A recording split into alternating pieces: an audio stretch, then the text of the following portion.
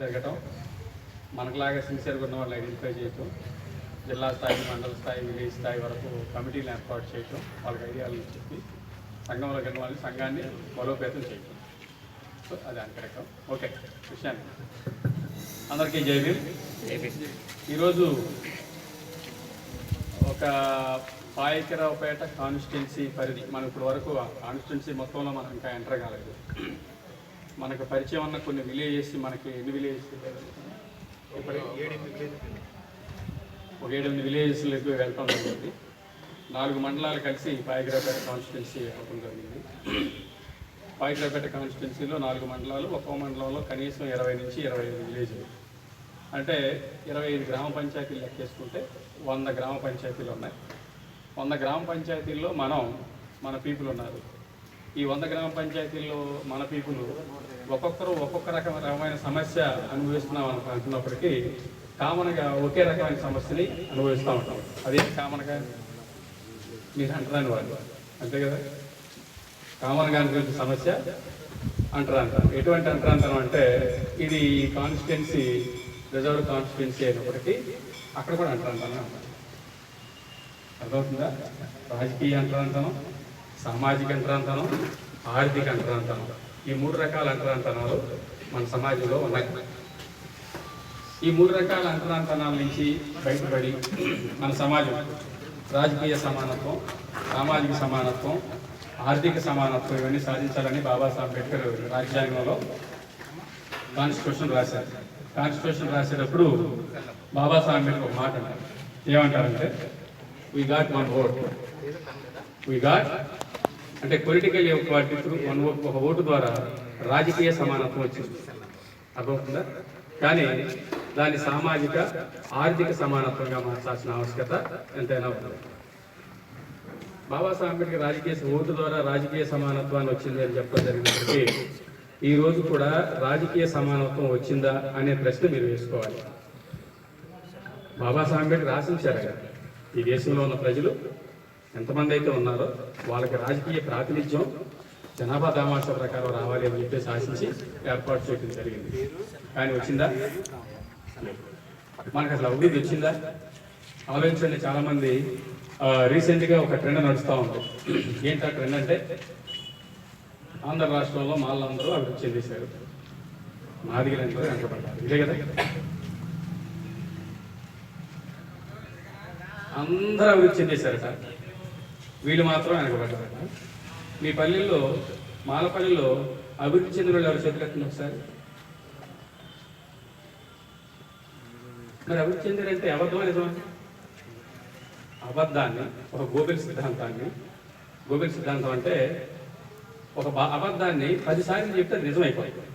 20 సంవత్సరాల క్రితం ఒక అబద్ధాన్ని తీసుకుని అలా 20 సంవత్సరాల నుంచి చెప్పుకుంటూ వస్తున్నారు. మనం ఏం చేసాం? మన సమాజం ఏం చేసింది? మనవాడేలే పోనేలే, మనం ఏదో ఎంగిలి మెతుకులు 4 తింటున్నాం, మనతో పాటు ఒక 4-5 మెతుకులు వాడు కూడా తింటాడులే అని చెప్పేసి అనుకున్నాం. రిజర్వేషన్స్ అనేవి ఎంగిలి మెతుకులు. రిజర్వేషన్స్ అనేవి అడుక్కు తినేవాడి దగ్గర ఏంటిది, అడుక్కు తింటాడు కదా. రిజర్వేషన్స్ అనేవి మీరు గమనించారు లేదు, ప్రతి పార్టీ వచ్చిన వెంటనే ప్రతి 10 సంవత్సరాలకు ఒకసారి మీరు రిజర్వేషన్ పెంచామంటారు. Article 15, article 16 is the fundamental rights. రాజ్యాంగంలో article 15 and 16, article 15, 16 fundamental rights అయినప్పుడు ఈ దేశంలో అసమానత్వం ఎన్నాళ్ళైతే కొనసాగుతుందో, అంటరాంతరం ఎన్నాళ్ళైతే కొనసాగుతూ ఉంటుందో అన్ని సంవత్సరాలు కొనసాగాలి. అర్థమవుతుందా? కానీ పొలిటికల్ రిజర్వేషన్తో మన ప్రధానమంత్రులు కానీ లేకపోతే ఇంకొకరు కానీ లాల్ కిలా అంటే ఎర్రకోట మీద నుంచి ఎవ్రీ 10 yearsకి మీ రిజర్వేషన్స్ పొడిగించాము అని చెప్తా ఉంటారు. ఏ రిజర్వేషన్స్ పొడిగించారు? ఆర్టికల్ 330, ఆర్టికల్ 332 ప్రకారం రాజకీయ రిజర్వేషన్ పొడిగించారు.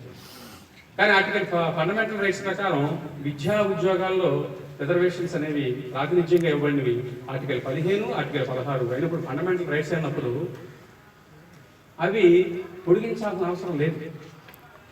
పొడిగించమని చెప్పాలని అవసరం లేదు. అసమానత్వం ఎన్నాళ్ళు కొనసాగుతూ ఉంటుంది. It is the fundamental right, అది ఇవ్వాల్సిందే. కానీ మనకేం చెప్తా ఉంటారు వాళ్ళు? అర్థమవుతుందా? ప్రతి సంవత్సరం మీకు భిక్ష వేస్తున్నాం తినండి అని చెప్తాం.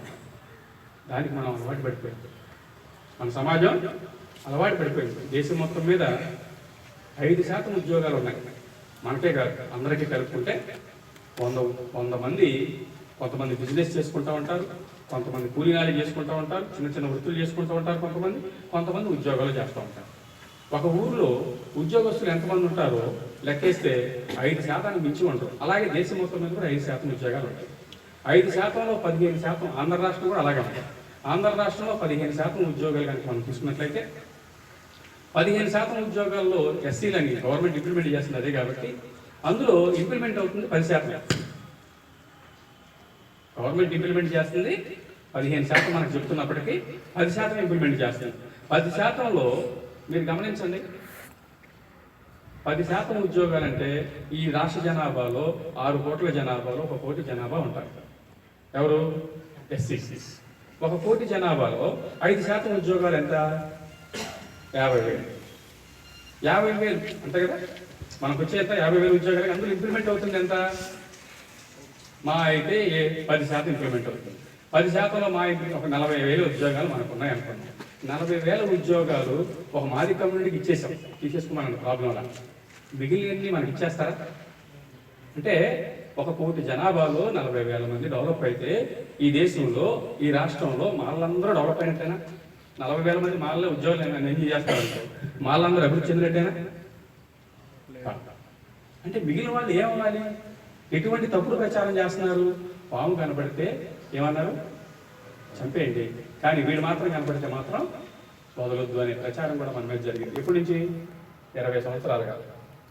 20 సంవత్సరాలుగా ఇటువంటి మన మీద విష ప్రచారం జరుగుతున్నప్పటికీ అంబేద్కర్ వాదులం కాబట్టి మనం ఈ రోజు వరకు కూడా ఏమి మాట్లాడకుండా మనవాళ్ళేలే పోనేలే అని నిద్రపోతూ ఉన్నాం. ఈ రోజు కూడా తెలియదు, అది ఇంప్లిమెంట్ అవుతుందో కూడా మనకు తెలియదు. కానీ వాడు మళ్ళీ ప్రతి సంవత్సరం గుర్తొచ్చినప్పుడల్లా ఆ పని చేస్తానే ఉన్నాడు.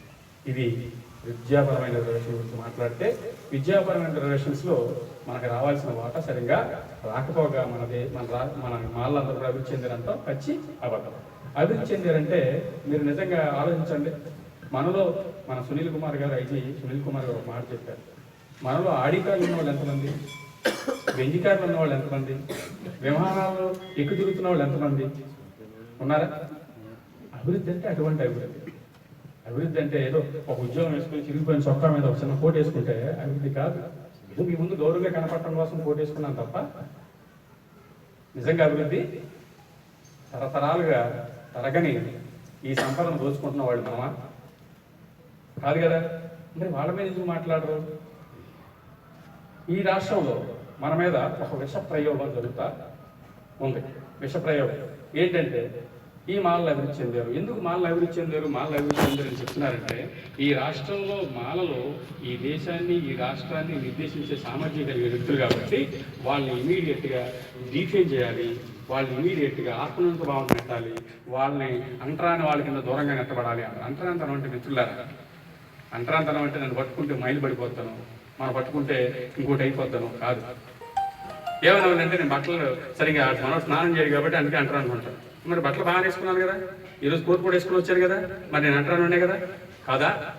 అంటారంటాను అంటే వనరుల మీద ఆధిపత్యం లేకుండా చేయడం, వనరుల్ని మనం పట్టుకోకుండా చేయడం. వనరులు అంటే ఏంటి? ఈ దేశంలో ఉన్న ప్రకృతి సహజసిద్ధంగా వచ్చిన వనరులు, సహజ వనరులు కావచ్చు, ఆర్థిక వనరులు కావచ్చు, రాజకీయ వనరులు కావచ్చు, ఏదైనా కావచ్చు. అంటే మనం టచ్ చేస్తే మైలు పట్టబడదు. మనం టచ్ చేస్తే మైలు పడితే మనం పండించిన పంటను కూడా మనం టచ్ చేస్తాం కదా, అది కూడా మైలు పడాలి కదా. మరి దాన్ని ఎందుకు తింటున్నాడు వాడు? ఆ ధాన్యాన్ని, ఈ పంటను విత్తి పంటను పండించి తీసుకొస్తుంది మనమే కదా, అవునా కదా. మరి మనం పట్టుకున్న పంట కూడా మైలు పడాలి కదా. ఆ మైలు పడిన పంటను వాడేలా తింటున్నాడు అంటే మిత్రులారా, మనం అంటే మైలుతనం అంటే అది కాదు. మనల్ని పోరాట యోధులు కాబట్టి మనం తిరుగుబాటు చేస్తే ఈ రాష్ట్రంలో ఎవరి ఉనికైనా దెబ్బతింటారు కాబట్టి వీళ్ళు కలిసి పనిచేయకూడదు అనే ఉద్దేశంతో కుట్రపూరితంగా ఈ షెడ్యూల్ క్యాస్టులు అంటరాని వాళ్ళుగా నెట్టబడ్డారు. అది తెలిసి కూడా మన వాళ్ళు ఒక కుట్రపూరితమైన ఆలోచన చేస్తున్నప్పటికీ మన వాళ్ళు కదా అని చెప్పేసి మనం ఈ రోజు కూడా మనం యాక్సెప్ట్ చేసాం. ఎన్నాళ్ళు యాక్సెప్ట్ చేయాలి? ఎన్నాళ్ళు యాక్సెప్ట్ చేద్దాం మనం? నిజంగా నేను లెక్కలు చెప్తాను కదా. నిజంగా వర్గీకరణ అనేది హేతుబద్ధమైన అంశమా? బాబాసాహెబ్ అంబేద్కర్ షెడ్యూల్డ్ క్యాస్ట్ అన్నారు ఆయన. షెడ్యూల్డ్ క్యాస్ట్ అంటే జాబితాలో చేర్చబడిన కులాలు. షెడ్యూల్ అంటే జాబితా, క్యాస్ట్ అంటే కులాలు. అంటే షెడ్యూల్డ్ క్యాస్ట్ అంటే జాబితాలో చేర్చబడిన కులాలు. జాబితాలో చేర్చబడిన కులాలు ఏవైతే ఉన్నావో అంటే రకరకాల కులాలు. ఒక ప్రామాణికంగా తీసుకున్నాడు. ఎవడు ఈ ఆవు మాంసం తిన్నవాడు, జంతు మాంసాన్ని తినేవాడు, బ్రాహ్మణుడు వీడింటికి వచ్చి ఇచ్చేయనివాడు, ఇలాగ పూజలు ఇవన్నీ చేయనివాడు, ఇలాంటి అర్థమవుతుంది కదా. వీడిని ఊళ్ళోకి రానియనివాడు, ఇలాగ కొన్ని 12 విషయాలు తీసుకుని దేశం మొత్తం మీద వీళ్ళు ఎవరైతే ఉన్నారో అని తీసుకుని అన్ని కులాలకు కలిపి ఒక షెడ్యూల్లో పెట్టాడు. భారతదేశంలో ఉపకులాలు లేవు, కానీ వీళ్ళు చేసింది ఏంటి? ఇక్కడ అన్ని కులాలను తీసుకొచ్చి ఒక షెడ్యూల్లో పెట్టి భారతదేశ ప్రభుత్వానికి ప్రమాణం చేయించారు. ఏమని చేయించారు? We the people of India solemnly resolved Constitution of India into sovereign socialist democratic republic అంటే అని చెప్పి ప్రజాస్వామ్య గణతంత్ర దేశంగా మారుస్తామని భారతదేశ ప్రభుత్వమైన మేము ప్రమాణం చేస్తున్నామని చెప్పేసి రాజ్యాంగంలో పీటికి రాసి equality political, economical and social అంటే సామాజిక సమానత్వం అనే దాన్ని రాజ్యాంగం మీద ప్రమాణం చేసి వెళ్ళిన వ్యక్తులే అర్థమవుతుందా? సమానత్వానికి వ్యతిరేకంగా ఉన్న కులాన్ని రూపుమాపకుండా నువ్వు హిందూ మాల అంటే నీకు ఎస్సీ ఇస్తాం అనే ఎంఆర్ఓ గారి దగ్గరికి ఆర్ఐ గారికి డైరెక్షన్ ఇచ్చేస్తే ఇంకేం చేస్తారండి? కుట్ర అక్కడ స్టార్ట్ అయింది. అంటే సమానత్వాన్ని తీసుకొస్తాను అని ప్రమాణం చేసిన వ్యక్తులు దానికి విధి విధానాలు రూపకల్పన చేయకుండా దాన్ని మన సమాజంలో తీసుకుని వచ్చి మళ్ళీ అసమానత్వాన్ని పెంచిపోయించేలాగా ఇన్స్టిట్యూషనలైజ్ చేసింది వాళ్ళు. ఆ రోజున వాళ్ళు గనక షెడ్యూల్డ్ క్యాస్ట్లో పెట్టిన వాళ్ళు అందరూ కూడా ఒకే కులం అని చెప్పినట్టయితే మందకృష్ణ మాదికి వచ్చి ఉండేవాడు, గాడిద గుడ్డు మాదికి ఇక్కడ పనిచేసి ఉండేవాడు కాదు. అందరూ కూడా అంటరానోడుగానే ఉండేవాడే కదా, అంబేద్కర్ వాదులుగా ఉండేవాడు. ఆ రోజున వాళ్ళు దెబ్బ కొట్టారు. వాళ్ళకి పాలేరులుగా, వాళ్ళకి తిరుగుబాటు చేసే వాళ్ళకి ఎవరు పనిచేస్తున్నారు? పాలేరులుగా ఎవరు పనిచేస్తారు మీ అందరూ తెలుసు. కారం చేడులో జరిగితే మాదిగలను చంపితే మీరు పోరాటం చేశారు. చుండూరులో, నీరుకొండలో, ఇంకెక్కడ జరిగినా సరే ముందు వడ్డీ పోరాటం చేసినాడు కత్తి పద్మారావు, బొజ్జా తారకం, అర్థమవుతుందా? సత్యమూర్తి కావచ్చు, ఇంకెవడైనా కావచ్చు, వీళ్ళందరూ మాలోళ్ళ మిత్రులు. ఒక్క మాదిగాడు లేడు, ఎక్సెప్ట్ మందకృష్ణ మాదిగా, ఒక్క మాదిగ పర్సన్ లేడు అంబేద్కర్ భుజాన్ని వేసుకుని తిరుగుతున్నవాడు. ఇప్పుడు ఏం మాట్లాడుతున్నారు? ఉపకులాలు అంటున్నారు. బాబాసాహెబ్ అంబేద్కర్ ఉపకులాలు మాటే ప్రస్తావన. ఉపకులం అంటే నా కులం ఒకటి నాకు ఇంకో బ్రాంచెస్ ఉంటే అది ఉపకులం. అరే మీదే కుటుంబం అంటే ఏమవాలి? మదిరి వాళ్ళ కుటుంబం అని చెప్తాం మనం, అంతే కదా. ఆడి కుటుంబం తాత ముత్తాతలు ఇదే కదా. అసలు అట్ట ఏమైనా ఉన్నాయి ఇక్కడ? భారతదేశంలో కులాలు మాత్రం ఉపకులాలు. ఇది మాల కులం, మాల ఉపకులాలు, ఇది మాదిగ ఉపకులాలు, ఇది రెల్లి ఉపకులాలు, ఇది ఇంకొక ఆది ఆంధ్ర ఉపకులాలు అని చెప్పడానికి ఎక్కడేమైనా శాస్త్రీయమైన ప్రాతిపదిక ఉందా? లేదు. ఉందా? మరి ఉపకులాలు అయితే మాదిగ అనేవాడు జాంబని ఎందుకు చేసుకోడు? జాంబ అనేవాడు మాతాంగని ఎందుకు చేసుకోడు? మరి మాదిగ అనేవాడు మాదిగ దాసుని ఎందుకు చేసుకోడు? మాదిగ దాసని ఎందుకు చేసుకోడు? అర్థమవుతుందా? సరే, మాదిగ రిజర్వేషన్ ఇచ్చేసారు అనుకోండి, మరి వెనకున్న కులాలకి వీడు ఇవ్వడానికి సిద్ధంగా ఉన్నాడా?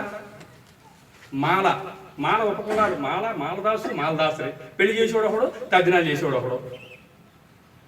మరి పెళ్లి చేసేవాడు తద్దినాలు చేసేవాడు చేసుకోడు, తద్దినాలు చేసేవాడు మాలను చేసుకోడు, మాలదాసుని మాలదాసు చేసుకోడు, మాలదాసుని మాలా తీసుకోడు.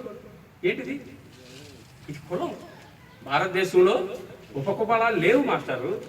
భారతదేశంలో ఉన్నాయన్నీ కూడా కులాలు మాత్రమే. కులాలు అంటరాని కులాలు ఉన్నాయి.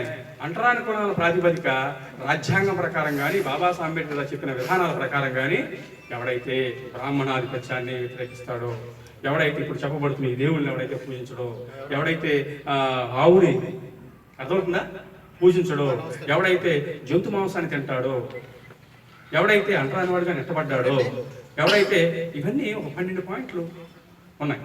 దీన్ని బేస్ చేసుకుని వీళ్ళందరినీ చెప్పటం జరిగింది. సో కాబట్టి మై డియర్ ఫ్రెండ్స్, ఇక్కడ ఉపకులాలు అనేది లేదు. ఏమున్నాయి? కులాలు ఉన్నాయి. కానీ ఉపకులాలు శాస్త్రీయంగా మాట్లాడితే వర్గీకరణ అనే అంశం రాజ్యాంగమే వ్యతిరేకించింది, సుప్రీంకోర్టే వ్యతిరేకించింది. ఎందుకంటే ఉపకులాలు లేవు కాబట్టి. ఇవి మాది ఉపకులాలు, ఇది మాల ఉపకులాలు, ఇక రెల్లి ఉపకులాలు, లేదంటే ఇవి ఆది ఆంధ్ర ఉపకులాలు అని చెప్పడానికి వీలు లేదు.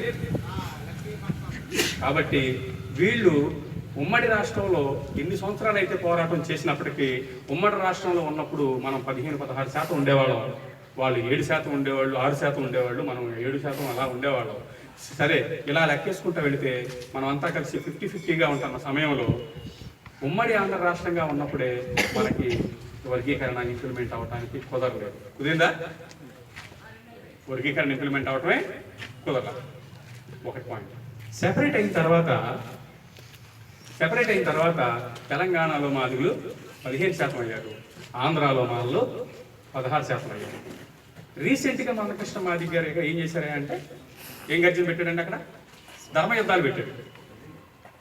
ధర్మం అంటే ఏంటి తెలుసా? ధర్మం అంటే వరుణ ధర్మం. వరుణ ధర్మం అంటే ఏంటి? బ్రాహ్మణ, క్షత్రియ, వైశ్య, శూద్ర. శూద్రుడైన నేను బానిసగానే ఉంటానని చెప్పినాడు. అలాగే బానిసగా వెంకయ్యనాయుడు గారు కాళ్ళు కొట్టేసుకున్నాడు. బానిస డ్యూటీ ఏంటి? అరే నీ కుర్చీని ఏమి టచ్ చేయనురా, నీ చదువునేమి టచ్ చేయనురా, అర్థమవుతుందా?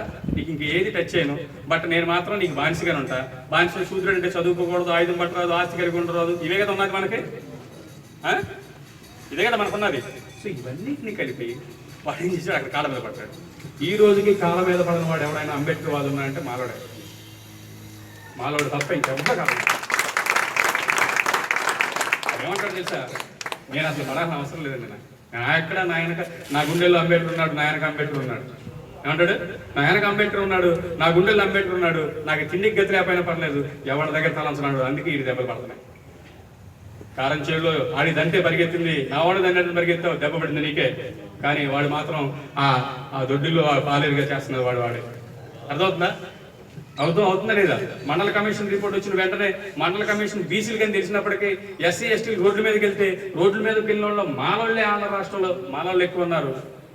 తండ్రిని కూడా మాలోళ్ళే, అరెస్ట్ చేసి కూడా మాలోళ్ళే. ఎందుకంటే అంబేద్కర్ వాదులు కాబట్టి,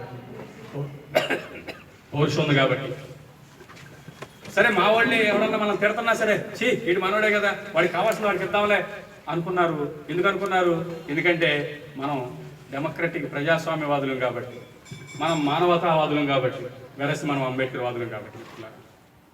మరి అంబేద్కర్ వాదులు తప్ప ఈ దేశంలో, ఈ రాష్ట్రంలో ఎవడైనా వేరే రకంగా ఆలోచిస్తున్నాడా? అంబేద్కర్ భిక్షతో తింటున్నవాడు ఎవడైనా సరే అంబేద్కర్ బొమ్మ ఎక్కడ పెట్టుకుంటున్నాడా? ఎవరు పెట్టుకుంటున్నాడు? జగ్గుబా బొమ్మ పెట్టుకుంటున్నాడు. ఒకటి చెప్పండి, అంబేద్కర్ జయంతి జరిగితే ఎవరు మాట్లాడతారు దేశం మొత్తం మీద? మనమే మాట్లాడతాం. ఎక్కడైనా ఆ పల్లెల్లోకి వెళ్ళి అని అడగండి, అంబేద్కర్ జయంతి జరుగుతాయేమో? జరగదు. అంబేద్కర్ వాదులం కాబట్టి మనకి ఎన్ని జరుగుతాయి. రిజర్వేషన్స్ అనేవి ప్రాతిపదిక సుప్రీంకోర్టు కొట్టేసింది. జనాభా ధర్మాషా ప్రకారం ఈ రాష్ట్రంలో సెపరేట్ అయిన తర్వాత తెలంగాణలో 15% వాళ్ళు ఉన్నారు, చేసుకోండి, మాకేం ప్రాబ్లం. ఆంధ్రాలో 16% ఉన్నాం. 16% ఉన్నప్పుడు మళ్ళీ ధర్మయుద్ధం అని అక్కడ చేస్తే, మరి ధర్మయుద్ధం నేను ఇంప్లిమెంట్ చేస్తానని డిసైడ్ చేసి ఎవరు వెంకయ్యనాయుడు గారు అన్నప్పుడు మనం కంగారు పడిపోయి చెప్పేసి అడవుడి చేసేస్తున్నాం. అసలు కంగారు పడాలంత అవసరంలా. స్ట్రాటజీగా మనం ఏం చేసే పని కార్యక్రమాలని నిర్విరామంగా చేస్తే చాలు, వాడు ఉచ్చబూస్తూ మన దగ్గరికి వస్తాడు. అన్నమాట మనం వచ్చనకూడదు.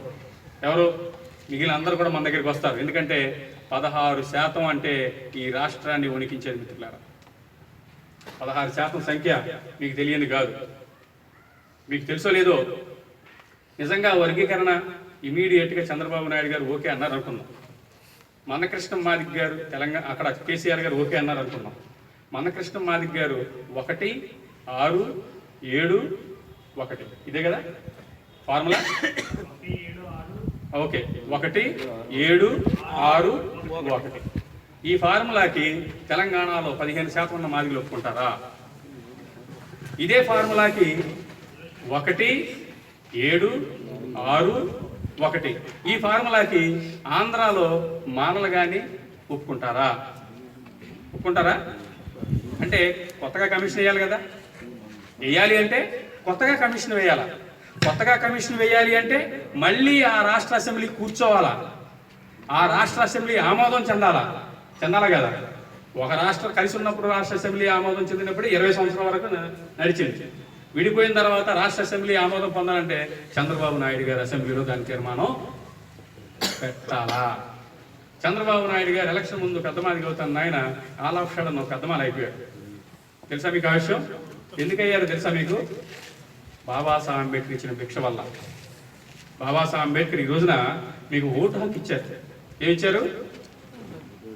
నా ప్రజలందరికీ ఓటు హక్కు ఇస్తే మీ గోడల మీద రాసుకోండి కమ్యూనల్ అవార్డు. మీకు అందరికి తెలుసో లేదు కమ్యూనల్ అవార్డు గురించి ఏమంటారు? 1932లో బాబాసాహెబ్ అంబేద్కర్కి communal award round table conference లో జరిగింది. రౌండ్ టేబుల్ కాన్ఫరెన్స్ బయటకు వచ్చిన వెంటనే ఆయన అన్నాడు, మీ గోడల మీద రాసుకోండి మీరు పాలితులు కాదు పాలకులుగా ఉంటారు. అప్పుడు గోషి పెట్టుకుని మూతి ముంత పెట్టుకున్న మన సమాజం మంది. ఆ రోజున గోడలు కాదు గుడిసెలు ఉన్నాయి, ఊరికి దూరంగా ఎక్కడ బతుకు శ్మశానాల పక్కన మురుగుంటల పక్కన బతుకున్న సమాజం మంది. ఇల్లు లేని సమాజానికి ఊరి గుడిసెనే ఊహించాడు బాబాసాహెబ్ అంబేద్కర్. గుడిసె లేని సమాజానికి గోడలు లేని సమాజానికి గోడలు ఊహించాడు బాబాసాహెబ్ అంబేద్కర్. చదువు లేని సమాజానికి రాసుకోమన్నాడు. ఏమన్నాడు? రాసుకోమన్నాడు. రాసుకోవటం అంటే ఎలా రాసుకోమన్నాడు? కాదు, నేను పాలితుడిని కాదు పాలకుడుగా అన్నాడు. ఎప్పుడు? 1932లో బాబాసాహెబ్ అంబేద్కర్. అందుకోసం ఇస్తే బాబాసాహెబ్ అంబేద్కర్ ఓటు హక్కు. ఈ రోజున ఎమ్మెల్యే కానీ ఎంపీ కానీ ఎలక్షన్ వస్తే నీ కాళ్ళ దగ్గరికి వస్తాడు. మామూలుగా నిన్ను అంటరానడం దూరంగా పెట్టినప్పటికి ఎలక్షన్ వస్తే నీ పక్కన కూర్చొని నీకు గంజి తాగుతూ ఉంటాడు. తాగుతాడు లేదా? ఎవరు తీసుకొచ్చారు? బాబాసాహెబ్ అంబేద్కర్ తీసుకొచ్చిన భిక్ష. ఈ రోజున అంటరాని వాళ్ళని ఇక్కడ ఈ ఎమ్మెల్యేలను కూడా ఇక్కడున్న ఎమ్మెల్యేలను కూడా ఈ ఊరు నుంచి ఈ కాన్స్టిట్యూన్సీ నుంచి అవుతున్న ప్రతి ఒక్కరిని కూడా వీళ్ళే కాదు చంద్రబాబు నాయుడు గారి దగ్గర నుంచి మోడీ గారి వరకు కూడా ప్రధానమంత్రులు ముఖ్యమంత్రులు జగన్మోహన్ రెడ్డి గారి సైతం అందరూ అవుతున్నారంటే అది బాబాసాహెబ్ అంబేద్కర్ ఇచ్చిన రాజ్యాంగం వల్ల భిక్ష మిత్రుల. వాళ్ళందరూ వచ్చి నీ బుగ్గలను సవరణిస్తున్నారంటే అది బాబాసాహెబ్ అంబేద్కర్ ఓటు హక్కు విలువ మిత్రులారా. లేదంటే నిన్ను ఎరా ఏందిరా అంటారు. తాతకు బాగా తెలుసా నీకు? మా తాతను ఎరా ఏందిరా అన్నప్పుడు మన బొడ్డోళ్ళు ఏం ఎరా అయింది అనే పరిస్థితి ఆత్మగౌరవాన్ని ఇచ్చాడు బాబాసాహెబ్ అంబేద్కర్. ఇచ్చాడా లేదా? అది ఓటు హక్కు ద్వారా వచ్చింది మిత్రులారా. అదే దేనివల్ల వచ్చింది? బాబాసాహెబ్ అంబేద్కర్ ఇచ్చిన ఓటు హక్కు ద్వారా. ఎరా అంటే ఎరా బొడ్డోడా అంటే ఏంటంటే బొడ్డోడా అంటున్నావు అనే పరిస్థితి ఇచ్చిన పరిస్థితి బాబాసాహెబ్ అంబేద్కర్. నీకు తింటాకి తిండి లేకపోయినా ఆత్మగౌరవం ఇచ్చింది బాబాసాహెబ్ అంబేద్కర్. వాడిని నీ కాళ్ళ దగ్గర తీసుకొచ్చింది బాబాసాహెబ్ అంబేద్కర్. మరి అందుకు చంద్రబాబు నాయుడు గారు మీకేం చేశారు? ఏమి ఇచ్చారు? పెద్దమాల అయిపోయి ఎస్సీ కమిషన్ చైర్మన్ అప్పటికి, ఇంకోటి ఏంటి ఎస్సీఎఫ్సి చైర్మన్ అప్పటికి ఇచ్చారా లేదా? ఇచ్చారా?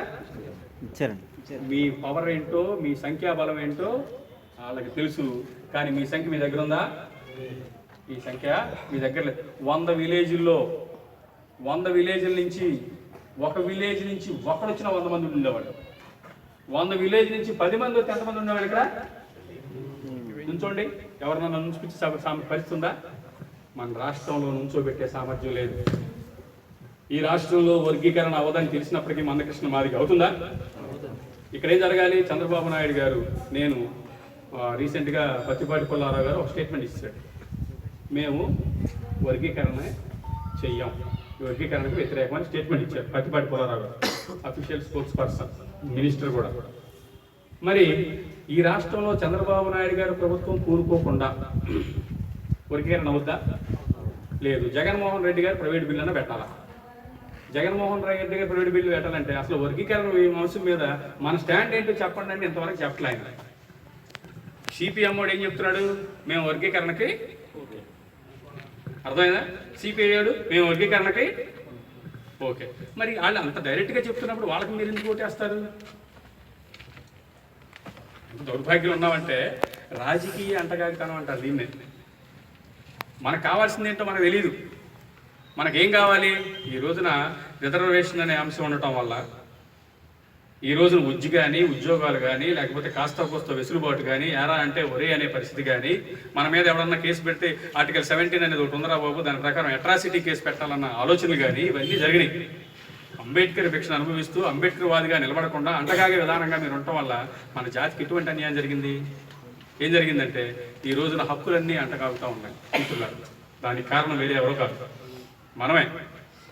ఈ రోజున మనల్ని ఆర్గనైజ్ చేసిన వ్యక్తులు మందకృష్ణ మాదిగ వాళ్ళ పీపుల్ వాళ్ళు ఆర్గనైజ్ చేస్తున్నాడు. వర్గీకరణ అవదని మందకృష్ణ మాదిగ తెలుసు. 20 సంవత్సరాల క్రితం స్టార్ట్ అయిన మంది వర్గీకరణ ఉద్యమం ఈ రోజు కూడా అవదని తెలిసినప్పటికీ మరి ఎందుకు చేస్తున్నారంటే ఒకటే ఆర్గనైజ్ అయిన కమ్యూనిటీ అతి స్వల్ప సంఖ్య అయినప్పటికీ వాడు ఈ రాష్ట్రాన్ని శాసిస్తాడు లేదా? తునిలో రీసెంట్గా పక్కన కదా ఏదో నది దాటితే తునిలోనే రీసెంట్గా ఒక మీటింగ్ కూడా జరిగింది. మీటింగ్ జరిగిన వెంటనే వాళ్ళకి కార్పొరేషన్ వచ్చిందా లేదా? వచ్చిందా? వాళ్ళకి కావాల్సిన మినిస్టర్లు కొంతమంది హోమ్ మినిస్టర్లు కూడా అయిపోయారు లేదా వ్యక్తులు? అర్థమవుతుందా? అంటే బ్రాహ్మణ కార్పొరేషన్ వచ్చిందా? కాపు కార్పొరేషన్ వచ్చిందా? ఇవన్నీ ఆర్గనైజ్ అయిన పీపుల్ చేస్తున్నారు. కానీ ఎస్సీకి సంబంధించిన వ్యవహారం వచ్చేసరికి ఎవరు చేస్తున్నారు ఈ పని? ఈ రాష్ట్రంలో 16% ఉన్న మాలలు చేస్తున్నారా? ఎవరు చేస్తున్నారు? మాదిగలు చేస్తున్నారు మిత్రులారా. దే నో వెరీ వెల్ పెట్టి రిజర్వేషన్ ఇంప్లిమెంట్ అవ్వకపోయినా మాకు అనవసరం. మన సమాజాన్ని ఆర్గనైజ్ చేయాలంటే వాడి మీద కసి చూపించి నా సమాజాన్ని ఆర్గనైజ్ చేసి రావాల్సిన వాటాన్ని నేను పొందుతా అంటున్నాడు. వాడు తీసుకుంటున్నాడు. జీవో నెంబర్ 25 మీ అందరి దేశంలో తెలియదు. ఈ రాష్ట్రంలో ఎవరికి ఎస్సీ మినిస్టర్ ఇస్తే ఎవరికి ఇవ్వాలి అనే డిసైడ్ చేసేవాడు మందకృష్ణ మాదిగ, చంద్రబాబు నాయుడు గారు కాదు మిత్రులారా. ఈ రాష్ట్రంలో లేదా ఈ జిల్లాకి కలెక్టర్ ఉదాహరణకి షెడ్యూల్ క్యాస్ట్ కేటాయిస్తే ఆ ఏ షెడ్యూల్ క్యాస్ట్ అవ్వాలి అనేది ఎవరు డిసైడ్ చేస్తున్నారు? మందకృష్ణ మాదిగ. ఈ జిల్లాకి ఎస్పీ షెడ్యూల్ క్యాస్ట్కి ఇస్తే ఏ షెడ్యూల్ క్యాస్ట్కి వెళ్ళాలి అని చెప్పేసి ఎవరు డిసైడ్ చేస్తున్నారు? మీరు రకరకాల సంఘాలు పెట్టుకుని వెళ్తారు. దళిత సంఘం, బహుజన సంఘం, లేకపోతే మూల నివాసి సంఘం, లేకపోతే బాంసప్, ఆ కూర ఈ కూర అని పెట్టుకుని రకరకాలు పెట్టుకుని వెళ్తాం లేదా? వెళ్ళి లెటర్ హ్యాట్లో ఉన్న నాయకులందరూ మనమే ఉంటాం. మనం వెళ్ళి ఏం చేస్తాం? ఇక్కడ కలెక్టర్ గారి దగ్గరికి వెళ్తాం. కలెక్టర్ గారు ఫర్ ఎగ్జాంపుల్ బ్రాహ్మణ్ అనుకుందాం. అక్కడికి వెళ్ళి సార్ మా వాళ్ళకి మీరు ఎందుకు ఇక్కడ ఎంఆర్ఓ ఇవ్వలేదండి అని అడుగుతాడు. అడిగితే మీ వాడికి ఇచ్చాం కదా. ఎవరికి ఇచ్చారండి? అదే ఎస్సీకి ఇచ్చాం కదా అంటాడు. వాడు ఏమంటాడు? కానీ ఏ ఎస్సీకి ఇవ్వాలని ఎవరికి డిసైడ్ చేస్తున్నాడు? 16% నువ్వు డిసైడ్ చేస్తున్నావా? ఎందుకు చేయలేకపోతున్నావు? అతి తక్కువ సంఖ్య ఉన్న మాదిగ ఆర్గనైజ్ ఉన్నారు కాబట్టి వాళ్ళు డిసైడ్ చేస్తున్నారు. అతి తక్కువ సంఖ్య ఉన్న బ్రాహ్మణుడు ఆర్గనైజ్ ఉన్నాడు కాబట్టి చంద్రబాబు నాయుడు గారి దగ్గర ముఖ్య సలహాదారుడుగా బ్రాహ్మణుడు ఉన్నాడు. అక్కడ కూడా ఎక్కడ కేసీఆర్ దగ్గర ముఖ్య సలహాదారుడుగా బ్రాహ్మణులే ఉన్నారు. అంటే ఈ రాష్ట్రంలో కానీ ఈ దేశంలో కానీ ఎవడైతే ఆర్గనైజ్ అయి ఉంటాడో వాడికి హక్కులు వస్తాయి. ఎవడైతే ఆర్గనైజ్ చేయబడ్డో వాడికి హక్కులు నిరాకరించబడతాయి. మరి వాళ్ళందరూ ఆనాళ్ళు ఈనాళ్ళు ఆ గర్జీలు ఈ గర్జీలు అని చెప్పి మన వాళ్ళందరూ ఏం చేశారు?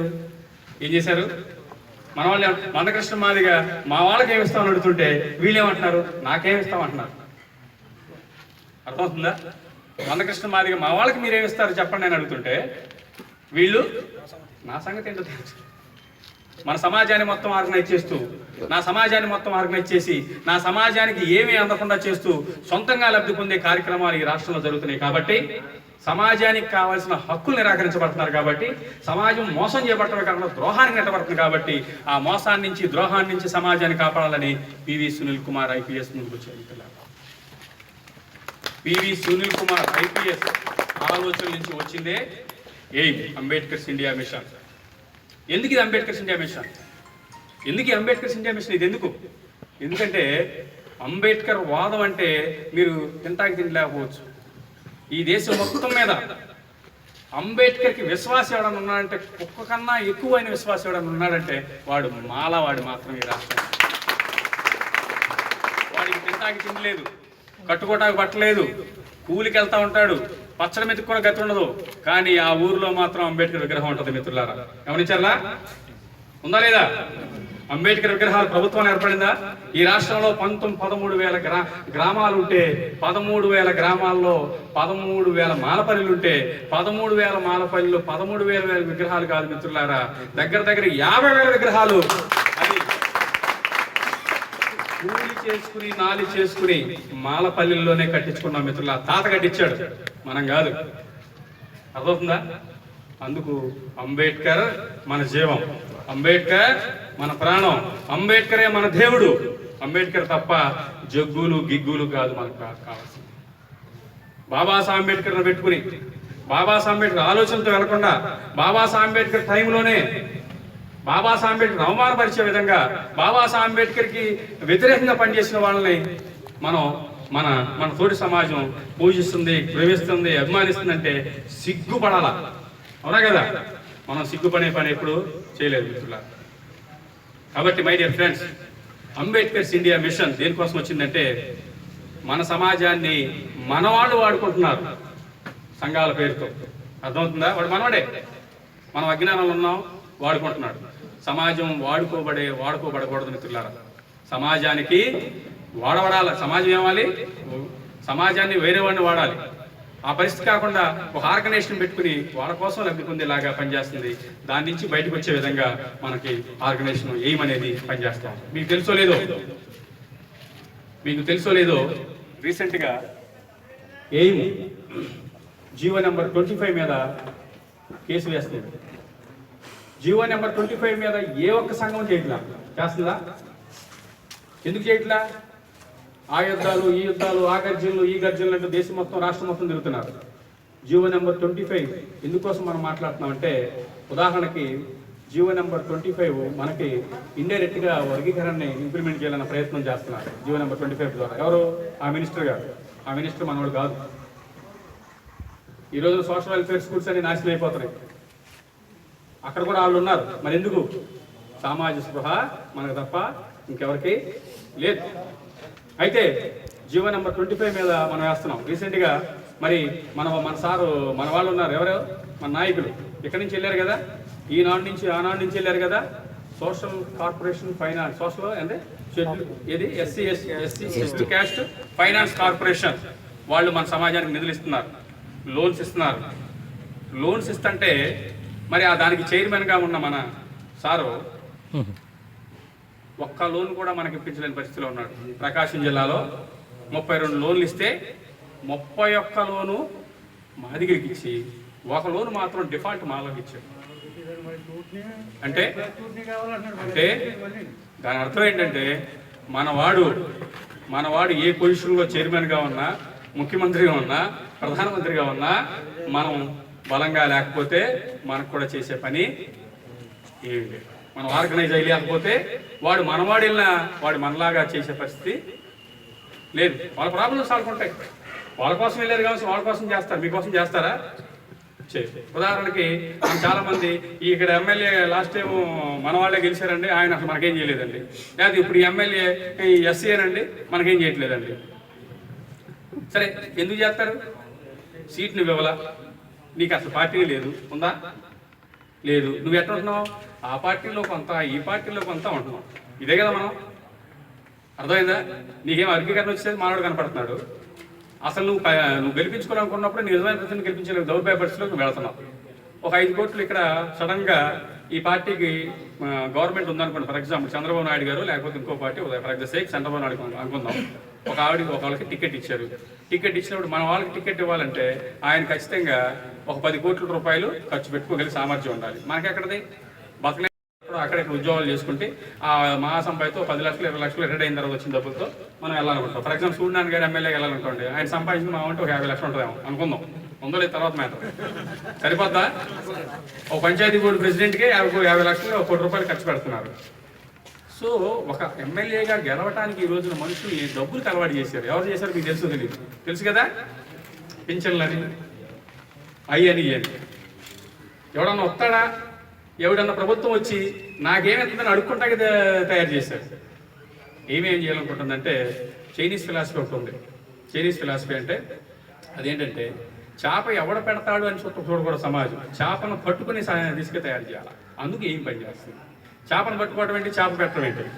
రాజకీయ నాయకుడు వచ్చి మనకేమేస్తాడు? ఇస్తూ ఉంటాడు రాయితీలు అన్నట్టు. ఏంటి? పెన్షన్లు.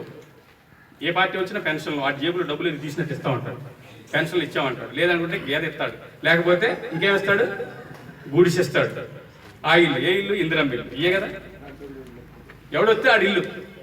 వాస్తవంగా రాజ్యాంగంలో బాబాసాహెబ్ అంబేద్కర్ ప్లానింగ్ కమిషన్లో ప్లానింగ్ రాసి ఆర్టికల్ 38 ప్రకారం రాశాడు కాబట్టి ఎవడొచ్చి ఇవ్వాల్సిందే. నువ్వు వస్తే పూర్తిగా ఇస్తావు. వాడు వచ్చాడు కాబట్టి నేను ఇస్తున్నానని చెప్తున్నాడు. రాజ్యాంగం ప్రకారం వచ్చిన దాన్ని ఆ ఇల్లు ఈ ఇల్లు పెట్టుకోవడం అండి అసహ్యంగా మనం గమనించండి ఒకసారి. ఇప్పుడు జరగాల్సింది ఏంటంటే, ఇప్పుడు మన సమాజం అక్కడ ఇక్కడ ఇక్కడ అక్కడ అంటగాగుతూ ఉంది. ఒక 5 కోట్ల రూపాయలు తీసుకుని మనం గెలిచే పరిస్థితి లేదు కాబట్టి వాడు ఒక 5 కోట్లు ఇచ్చి పెట్టుబడి పెట్టి వాడు పెడుతున్నాడు. ఎవరు? ఏదో ఒక పార్టీ. అరే పెట్టుబడి పెట్టినోడు అక్కడి నుంచి ఆ దగ్గర నుంచి కావాలనుకుంటాడు కానీ నీకు చేయాలనుకుంటాడా? 2, వాళ్ళు కూడా అమ్ముడుపోయారు కాబట్టి నీకు చేస్తారా? నువ్వు చేస్తారని ఎందుకు ఆశపడతావు? వచ్చే సమస్యలన్నీ అవే మనకి. సార్ ఈవిడ చేయట్లేదండి, లేకపోతే ఆడు చేయట్లేదండి, దీని సమస్య ఆడిది చేస్తాడు. అమ్ముడుపోయినోడు అర్థమైంది. ఒక గేదె ఉందనుకోండి, అమ్ముడిపోతే ఆ గేదె పాలు పితుక్కుంటాడు, లేదా తంతాడు దాన్ని, లేదా వదిలేసి పంపించేస్తాడు. నువ్వు డిసైడ్ అయిపో అలా వెళ్ళాలనుకుంటే. కాదు, నా సమాజం అభివృద్ధి చెందాలంటే అలా వెళ్ళటానికి కుదరదు. అలా వెళ్లకుండా నా సమాజం హక్కులు మావాడు మన వల్ల గెలవాలన్న పరిస్థితి మనం రావాలి. ఏం రావాలి? 100 గ్రామాల నుంచి మాలో ఎంతమంది అయితే ఉన్నారో ఒక చోట గ్యాదర్ అయ్యే వాతావరణం మనం తీసుకురాగలిగితే మీరు చెప్పిన వాడు ఇక్కడ ఎమ్మెల్యే అవుతాడు. రిజర్వ్డ్ కాన్స్టిట్యుయెన్సీ, అవునా కదా? మీరు చెప్పిన వాడు ఎమ్మెల్యే అవుతాడు. మీరు చెప్పిన వాడు ఎమ్మెల్యే అయితే మీరు చెప్పినట్టుగా వాడు చేయకపోతే వాడు ఏమవుతాడు? ఇమీడియట్గా మళ్ళీ రెండోసారి వాడికి ఒకసారి ఛాన్స్, రెండోసారి వాడికి ఛాన్స్ ఉండదు మిత్రులారా. ఇప్పుడు మీరు ఎన్ని తిట్టుకోండి, మళ్ళీ ఎలక్షన్స్ రాగానే మేము ఏం చేస్తాం? ఆడి దగ్గరికి మీ ఇంటి మీద ఏముంటుంది? ఆడి జెండాను ఈడి జెండాను ఉంటుంది. ఎవడి జెండా ఉండాలి మన ఇంటి మీద? అంబేద్కర్స్ ఇండియా మిషన్ జెండా ఉండాలా? అంబేద్కర్స్ ఇండియా మిషన్ జెండా ఉండాలి మన దగ్గర. అప్పుడు నీ దగ్గరికి వస్తారు మిత్రులారా. అందుకే ఎంఆర్పిఎస్ జెండా ఎగురుతుంది కాబట్టి ఆడి దగ్గరికి వెళ్తున్నారు. అర్థమవుతుందా? ఒకటి దగ్గర చెప్పండి, మీ దగ్గర అన్ని పల్లెల్లో ఒక జెండా ఎగురుతుందేమో. ఈ రాష్ట్రం, ఈ జిల్లాలో ఎన్ని నాళ్ళు ఉన్నాయి చెప్పండి? ఉన్నాయా? ఎన్ని నాళ్ళు అంటే? నాళ్ళు అంటే మీకు తెలుసు కదా, ప్రత్యేకంగా చెప్పనవసరంలా. ఇంకోనాడు, ఒకనాడు, 2 నాడు, 3 నాడు, 4 నాడు, వీలు కుదిరితే లోకల్ నాడు, అవకాశం కుదిరితే దేశంలో ఎక్కడ ఉన్నాడు అనుకో ఆల్ ఇండియా నాడు. అర్థమైనా? రీసెంట్గా ఉపగ్రహం కొని పంపించాడు. అక్కడ ఎవడన్నా మనోడు అక్కడికి వెళ్తే అక్కడ కాపురం పెట్టాడు అనుకుందాం. ఫర్ ఎగ్జాంపుల్ 11 ఉపగ్రహాలు పంపించాడు కదా. అప్పుడు మనం ఎక్కడన్నా కాంటినెంటల్గా అక్కడికి వెళ్ళిపోయి అక్కడ ఉపగ్రహంలో దగ్గర మనం అక్కడ ఉన్నాడు అనుకోండి, అప్పుడు ఇమీడియట్గా విశ్వమహానాడు. ఇది మన జాతి యొక్క దౌర్భాగ్యం. మన జాతి అటువంటి పరిస్థితి నుంచి బయటపడాలి. ఒకటి, మన జాతి మన వాళ్ళ నుంచి వాడుకోబడటం, అంటే మన అవకాశవాదుల నుంచి వాడుకోబడటం నుంచి బయటపడాల్సిన ఆవశ్యకత ఎంతైనా ఉంది. అలాంటి పరిస్థితి రావాలంటే మన ఇంటి మీద ఎరగాల్సింది అంబేద్కర్స్ ఇండియా మిషన్ జెండా మాత్రమే. అప్పుడు నీ దగ్గరికి వస్తాడు, నీకేం కావాలని అడుగుతాడు. నీకేం కావాలి నిజంగా? నీకు నిజంగా ఇన్ని సంవత్సరాల్లో నీకేం కావాలి చెప్పండి? నీకు కావాల్సింది ఏంటి? నీ హక్కులు ఇంప్లిమెంట్ చేయబడాలా, నిన్ను గౌరవంగా చూడగలగాల, నీకు కావాల్సిన రాజకీయపరమైన వాటా మనకు కావాలా. మనం ఏం చేస్తాం? ఒక పార్టీకి అంటగాగుతాం, ఒక పార్టీకి అంటగాగి వాడికి ఓటేసాం అనుకోండి, వాడు ఓడిపోయాడు అనుకోండి, చిచ్చి ఇది నా ప్రభుత్వం కాదు, నేను వీడి దగ్గరికి వెళ్ళాం అంటాం. ఇదే కదా మనం చేసే మాటలు. ఇది నా ప్రభుత్వం కాదు, వాడి దగ్గరికి నేను వెళ్ళాం అంటాం. సరే, ఈడేమంటాడు? వీడు మాలోడే ఒక మాలపల్లిలో లోన్ ఇవ్వాలి చూస్తుంది అనుకో, అరే నువ్వు ఈ కమిటీలో ఉంటేనే నీకు లోన్ ఇస్తానంటాడు వీడు. నువ్వేమంటావు? చిచ్చి నేను వెళ్ళాలంటా. మీకు ఒకే ఒక ఉదాహరణ చెప్తున్నా. చంద్రబాబు నాయుడు గారు, సరే ఎన్టీ రామారావు గారు ఈ రాష్ట్రంలో తెలుగుదేశం అనే పార్టీ పెట్టారా లేదా? తెలుగుదేశం పార్టీ పెట్టారు ఎన్టీ రామారావు గారు అంటే ఎన్టీ రామారావు గారికి పుట్టిన పిల్ల వారసత్వం కదా, రక్తబంధమే కదా. కాంగ్రెస్ పార్టీలో సోనియా గాంధీతో కలిసి 2 సార్లు ఏమయ్యారు? ఆవిడ మినిస్టర్ అయ్యారా? అంటే ఇక్కడ తండ్రి గారు పెట్టిన పార్టీకి పెట్టేశారు. తర్వాత అక్కడ గెలిచినా ఉపయోగం లేదని చెప్పి, గెలుస్తామో లేదో డౌట్ వచ్చి గెలిచినా ఉపయోగం లేదని చెప్పి ఇమీడియట్గా బీజేపీకి వచ్చారు. మనకేం పోయే కాలం అయింది. వాళ్ళకి లేని సిగ్గు, వాళ్ళకి లేని శరాలు మనకు అవసరమా? ఆలోచించండి ఒకసారి. చిచ్చి, చిన్న లోన్ తీసుకోవటా కూడా చిచ్చి, నేను దానికి తక్కువేం కానీ దీనికి మాత్రం తక్కువ కాదు అంటాం. అర్థమైందా? వాడుకునే అందువల్ల నువ్వు వాడబడుతున్నావు. అందువల్ల నువ్వు వాడబడుతున్నావు. వాడబడటం అంటే నువ్వు ఏ పార్టీ వచ్చినా మనకు అనవసరం. ఏ పార్టీ వచ్చినా 5 సంవత్సరాలు వాడి పరిపాలన ఉంటాడా లేదా? నువ్వు అందరి దగ్గర కావాల్సింది వాడు ఇచ్చేయన్ని తీసుకో, జేబులో వేసుకో, నచ్చినట్టుగా చేసుకో. ఇది అఫీషియల్గా రికార్డ్ చెప్పండి, మామూలుగా అంటున్నా. అఫీషియల్గా అర్థమైందా? నువ్వు వేయాల్సిన ఓటు నీవు అనుకున్న ఓడికి నీ ఓడికి వేసుకో. మనం చెప్పిన ఓడికి ఏమవుతాడు? వాడు నీ ఓడే గెలుస్తాడు. నీ ఓడి గెలిచి ఏం చేస్తాడు? ఒక్క ఓటుకి నువ్వు తీసుకుంటున్న డబ్బు ఒక సారా ప్యాకెట్, ఒక బ్రాందీ ప్యాకెట్, ఒక బిర్యానీ ప్యాకెట్, దాంతోపాటు ఒక 1000 రూపాయలు కూడా. అర్థమవుతుందా? ఈ రాష్ట్ర బడ్జెట్ ఎంత? 2 లక్షల కోట్ల రూపాయలు. 2 లక్షల కోట్ల రూపాయల్లో మన వాటా ఎంత? ఈ రోజున 16% అని మనం మాట్లాడుతున్నాం. 5-6% మాదిగలు అనుకున్నాం. అందరూ కలుగుతుంటే 23% అన్నాం. ఈ రాష్ట్ర బడ్జెట్ 2 లక్షల కోట్ల రూపాయలు అయితే ఈ రాష్ట్రంలో 22%, 23%, 27% ఉన్న మనకి ఎంత రావాలి? మనకి వాటా 50 కోట్ల రూపాయలు. 50 కోట్ల రూపాయలకి వచ్చే నిధులు ఎంత జనాభా ఉన్నాం చెప్పండి? డివైడెడ్ బై 1 కోటి ఎంత చెప్పండి ఒకసారి. అదవుతుంది కదా? మనకు రావాల్సిన 50 కోట్ల రూపాయల నిధులు కనుక సంవత్సరానికి ఇంప్లిమెంట్ అయితే 5 సంవత్సరాలకి ఎంత ఇంప్లిమెంట్ అవ్వాలి? ఎంత అవ్వాలి? 5 సంవత్సరాలకి 50,000 కోట్లు ఇంటూ 5 సంవత్సరాలు 2,50,000 కోట్ల రూపాయలు. 2,50,000 కోట్ల రూపాయలు నీ జాతికి రావాల్సిన దాన్ని 500 రూపాయలకి అమ్మేస్తున్నావు మిత్రులారా. నువ్వు అమ్ముడు పోవటం అలవాటు చేస్తున్నావు. గుర్తుపెట్టుకోండి ఒకసారి. 500 రూపాయలకి నీ జాతిని అలవాటు చేస్తున్నావు. ఈ రోజున నీకు సోషల్ వెల్ఫేర్ స్కీమ్ సరిగ్గా నడవట్లేదంటే అది నువ్వే కారణం. నీకు ప్రమోషన్ రావట్లేదంటే అది నువ్వే కారణం. అర్థమవుతుందా? ఆర్ఐ గారి సర్టిఫికేట్ ఇవ్వట్లేదంటే అది నువ్వే కారణం. కలెక్టర్ గారు నిన్ను చూసి భయపడట్లేదంటే అది నువ్వే కారణం. ఎలక్షన్ టైంలో ఎవరు కలెక్టర్ని అపాయింట్ చేస్తాడో, ఎవరు ఆర్ఐని అపాయింట్ చేస్తాడో వాడు నీ కాళ్ళ దగ్గరికి వస్తున్నప్పుడు ప్రతి సంవత్సరం నీకు అవసరం వచ్చిన ప్రతిసారి నీ దగ్గరికి వచ్చేలాగా చేసుకునే పరిస్థితి బాబాసాహెబ్ కల్పించినప్పుడు అమ్ముడు పోయే సంస్కృతి నువ్వు అలవాటు పడ్డావు కాబట్టి నువ్వు మారాల్సిన అవసరం ఉంది. మారాలేదా? నువ్వు ఖచ్చితంగా మారాలా. సమాజం మారాలంటే నువ్వు ముందు మారాలా. సమాజం మనుషులతో ఏర్పడద్ది. నువ్వు మారినప్పుడు మాత్రమే సమాజం మారుద్ది. అందుకే మనకున్న దీని నుంచి మనం రాజకీయ జడత్వం నుంచి బయటపడాలి. ఫస్ట్ రాజకీయ అంటగారితనం నుంచి బయటపడాలి. రాజకీయ జడత్వం అంటే నేను అసలు ఆడితే నేను కాదు, ఇది జడత్వం. ఆడెవడైనా నీకు అనవసరం. వాళ్ళకి లేని బాధ మీకెందుకు? లాస్ట్ టైం చంద్రబాబు నాయుడు గారిని గెలిపించుకోవడం కోసం అన్ని హోటల్లో కూర్చున్న ఆ కమ్యూనిటీ అంతా ఇదే, అవునా కదా? సో కాబట్టి మై డియర్ ఫ్రెండ్, రాజకీయ జడత్వం నుంచి సమాజం బయటపడాలా. రాజకీయ జడత్వం నుంచి సమాజం బయటపడాలి అంటే మనం అందరం ఎక్కడున్నా సరే మనవాడు అభివృద్ధి చెందాలని కోరుకోవాలి. ఇప్పటి వరకు నువ్వేం కోరుకున్నావు? ఆడ అభివృద్ధి చెందాలి, ఈడ అభివృద్ధి చెందాలి, వాడు రావాలి, ఆడెవడో గొప్పోడు, ఈడెవడో గొప్పోడు అనుకున్నారా లేదా? అబ్బాబ్బా, ఆ గొప్ప ఆయన ఉన్నాడు, ఆ మహానుభావుడు చనిపోయాడు కానీ లేదంటే ఆయన ఉంటే ఏం బాగుండేది? మన డబ్బుల్ని 5 దగ్గర సప్లాన్ నిధుల్ని సెంటర్ నుంచి వస్తాయి. మీకు తెలుసో లేదు? మనకు వచ్చే అన్ని సప్లాన్ నిధులన్నీ కూడా సెంటర్ నుంచి వస్తాయి. వీళ్ళకి మా రాష్ట్రానికి సప్లాన్ నిధులు అవసరం లేదని లెటర్ రాసి ఇచ్చాడు జేబీ రాజు గారు. దాన్ని పట్టుకుని రాష్ట్రం మొత్తం తిరిగాడు. ఒక్కడు మాట్లాడాల. సప్లాన్ నిధులు నాశనం అయిపోతున్నాయి, మనకి ఇంప్లిమెంట్ కావట్లేదు. కొన్ని కోట్ల రూపాయలు, 40,000 కోట్ల రూపాయలు మన జాతికి ఇంప్లిమెంట్ కావాల్సిన సప్లాన్ నిధులు ఇంప్లిమెంట్ కాలేదని చచ్చిపోయిన తారకం గారు పాంప్లెట్ పట్టుకుని తిరిగాడు. ఒక్కడ మాట్లాడట్లా. సప్లాన్ నిధుల గురించి ఎందుకు మాట్లాడట్లేదు ఈ నాడు నాయకులు, ఈ వర్గీకరణ నాయకులు? దేని గురించి మాట్లాడుతున్నారు? మిమ్మల్ని అందరినీ గ్యాదర్ చేయటం, నేను ఒక మాత్రం నాయకుడు కనపడిన వెంటనే ఎవరైనా పిలిచినప్పుడు దా అన్నప్పుడు సార్ చెప్పండి సార్ అంటే నీకేం కాదు, నాకు ఎమ్మెల్యే ఉంది సార్, లేదంటే ఎమ్మెల్సీ ఉంది సార్, తీసుకో. జాతి మొత్తం తాకట్టు పెట్టడం ఇదేనా? ఎన్నాళ్ళు తాకట్టు పెట్టడం సమాజాన్ని మనం? మిత్రులారా, కాబట్టి ఆలోచించండి, మన సమాజం ఆలోచించాలి. అందుకు రాజకీయ జడత్వం నుంచి, రాజకీయ అంటగాంతనం నుంచి సమాజాన్ని బయటపడేయాలి. కాబట్టి మనం ఏం పని చేస్తున్నాం? ఇది ఏ రాజకీయ పార్టీకి సంబంధం లేదు, ఏ రాజకీయ పార్టీకి అనుబంధంగా పనిచేయట్లేదు, ఏ రాజకీయ పార్టీని భుజానేసుకుని పనిచేయట్లేదు. మీరు రాజకీయంగా ఎదగాలనుకుంటున్నారా? రండి, దీనిలో పనిచేయండి, సీరియస్గా పనిచేయండి. సీరియస్గా పనిచేసి రాజకీయ పార్టీలోకి వెళ్ళాలనుకున్నప్పుడు వెళ్ళండి, దీన్ని వదిలేసి వెళ్ళండి.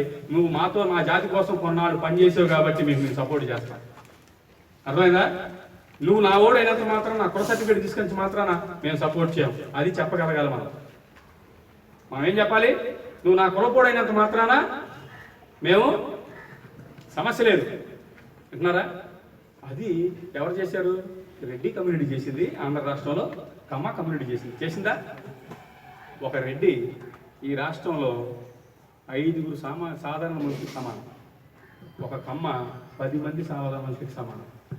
అలాగే ఒక బ్రాహ్మణు ఈ దేశంలో ఒక్కడు 1000 మందికి సమానం. మరి మాలోడు ఒక మాదిగా ఈ రాష్ట్రంలో ఒక్కడు మనలో ఉన్న జాతి మొత్తానికి సమానం. మరి మాలోడు పరిస్థితి ఏంటి? 100 మందిని తీసుకెళ్ళి ఒక్కడు కాకడ పెడతాం మనం. సో ఇది మన జాతి దౌర్భాగ్యం. ఈ దౌర్భాగ్యం నుంచి బయటపడాలి మన సమాజం. ఈ దౌర్భాగ్యం నుంచి బయటపడినప్పుడే మనకు ఏదైనా వస్తుంది. అర్థమవుతుందా? నాకు చెప్పండి, మీరు నిజంగా కనుక రాజకీయంగా ఎదగాలనుకుంటే కుల సంఘాలు పెట్టకండి, కులాన్ని వాడకండి. ఆ తెలుగుదేశం పార్టీలోనో, ఆ కాంగ్రెస్ పార్టీలోనో, లేదా ఆ బీజేపీలోనో పార్టీలో పనిచేసుకోండి నిజాయితీగా. వాడు తీసుకెళ్ళి నిన్ను అందులో ఎక్కించుకుంటాడు. అప్పుడు ఇస్తాడు సీటు వాడు నీకు. ఇవ్వకుండా ఏం పోవడం, ఇవ్వకుండా ఉంటాడా? నా జాతితో పనిచేసి, నా జాతిని పోగేసి, నా జాతికి న్యాయం చేస్తానని బయలుదేరి, నా జాతిని అంతా ఒక చోటకి తీసుకొచ్చి, నా జాతికి మోసం చేయడమే కాదు ద్రోహం చేస్తున్నాం మిత్రులారా. అలాంటి వాళ్ళని చెప్పు తీసుకుని కొట్టాలి. మీరు కొడతారా? నిజం చెప్పండి. ఇక్కడి నుంచి వెళ్ళిన ఏ ఒక్క ఎయిమ్ కార్యకర్త ఎవడైనా సరే వస్తానంటే వాడిని ఇచ్చేయండి, తనండి. చాలా మంది మిత్రులు అంటారు, ఇప్పుడు ఏంటో తేల్చని అంటున్నారు. ఏం తేల్చాలంట? రేపు పొద్దున వర్గీకరణ అవ్వబోతుంది, మేము దానికోసం ఏ గర్జన పెట్టారంట? ఏంటది రణగర్జన ఏంటది పెట్టారు కదా, దాని గురించి మీ స్టాండ్ ఏంటో చెప్పండి అంటున్నారు. ఏదో ఒకటి గర్జన, ఒకటేమో రణ యుద్ధం, ఇంకోటి రణగర్జనలు. ఇవే కదా మనం చేసేది, యుద్ధాలు గర్జనలు ఎక్కడ చేస్తూ ఉంటాం? ఎక్కడో చేస్తాం, ఎవడో భయపడతాం. మీకు తెలుసో లేదో మిత్రులారా, మాయావతి గురించి మీకు అందరూ తెలుసు. మాయావతి గారు వచ్చినప్పుడు హైదరాబాదులో 10 లక్షల మంది వచ్చారు జనాలు. వచ్చారా? 10 లక్షల మంది జనాలు వస్తే మాయావతి గారు వెళ్ళిపోయిన తర్వాత ఇక్కడ ఒక ఎమ్మెల్యే సీట్ కూడా రాల, పంచాయతీ బోర్డు మెంబర్ కూడా రాల. 10 లక్షల మంది జనాలు గ్యాదర్ అయితే సరిపోదు. 10 లక్షల మంది జనాలని సమీకరించే పరిస్థితి, వాళ్ళకి కంట్రోల్ చేసే పరిస్థితి, ఒక డైరెక్షన్ ఇచ్చే పరిస్థితి ఉండగలగాల.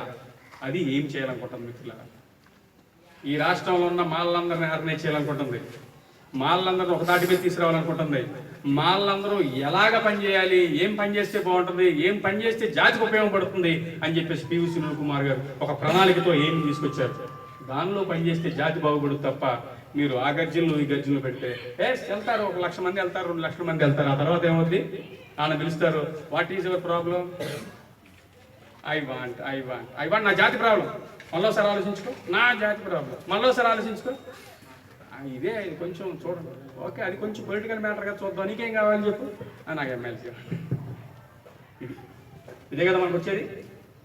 అంటగాగితనం నుంచి, అమ్ముడుపోయే సమాజం నుంచి మన జాతిని బయటపడటం కోసం ఏమొచ్చింది? దీనికోసం జరగాల్సింది ఏంటంటే నెట్వర్కింగ్ జరగాలి. ఎటువంటి నెట్వర్కింగ్ జరగాలి?